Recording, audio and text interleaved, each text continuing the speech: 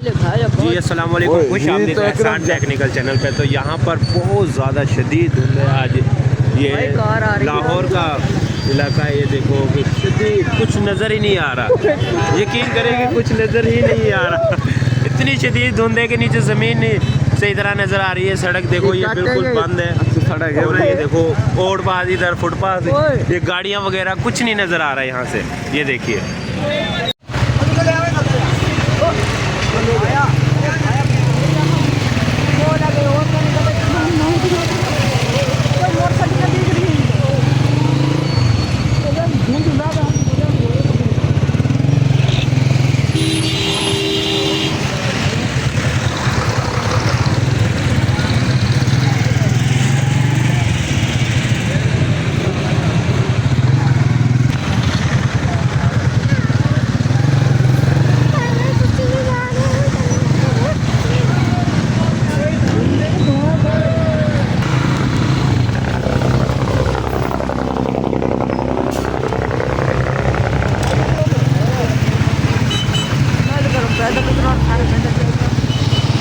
पैदल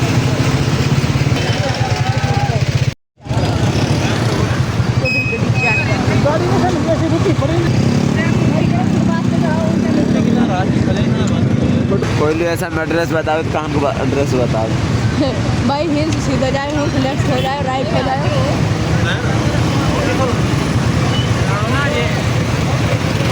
पैदल भी ज़्यादा तेज चलने में ऊपर जाने जो गाड़ी के हिसाब है। पैदल आ बंदा शूटर जा रहा है, गाड़ी नाला पीछे